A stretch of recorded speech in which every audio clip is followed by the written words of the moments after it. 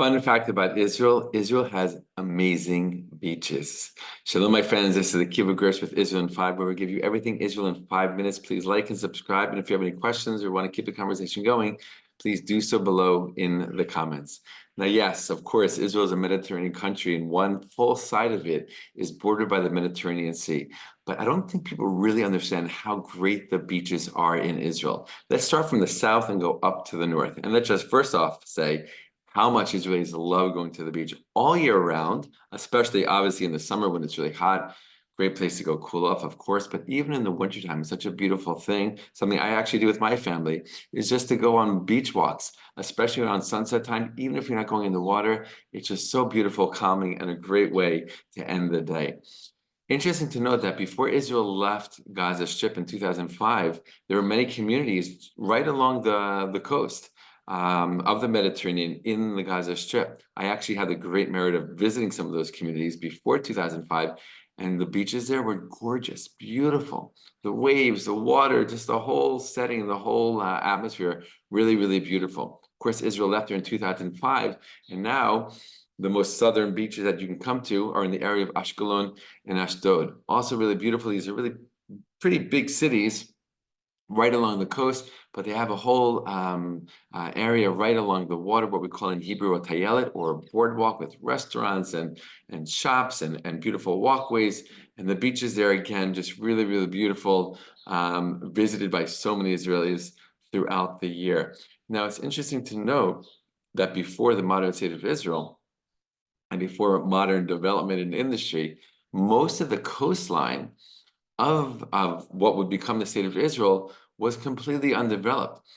Throughout history, those who lived in this land, those who conquered, right? And we know that there were many, many empires who came and went, many empires and leaders who conquered this land and took it for themselves.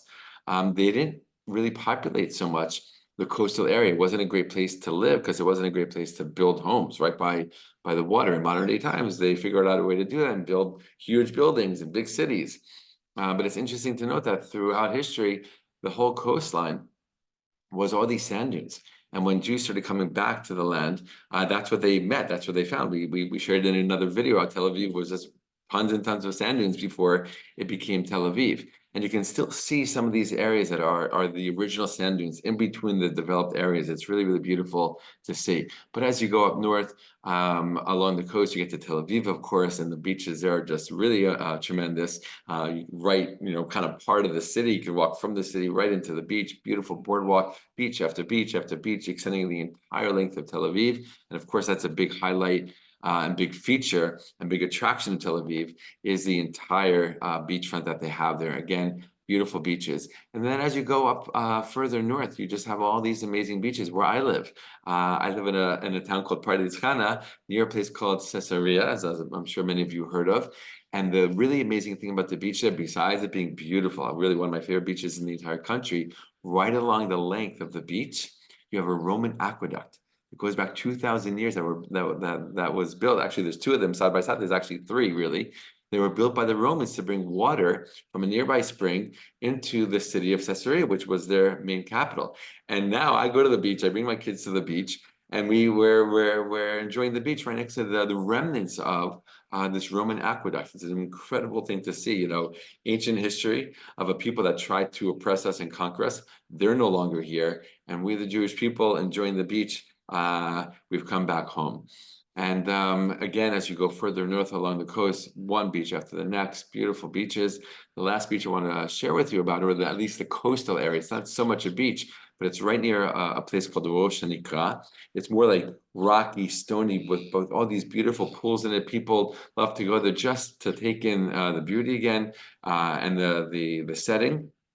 And right next to that, and it's actually on the northernmost point of Israel's coast, bordering with Lebanon, is this place called Rosh Hanikra, and these caves, these grottoes that were naturally carved out by the waves over so many, many, many, many years. And you go on this beautiful walk and see it and see the water splashing up. Gorgeous, gorgeous thing to see in this place called Rosh Hanikra. And that's kind of like the end of the coast here in Israel, with this just really incredible attraction and feature.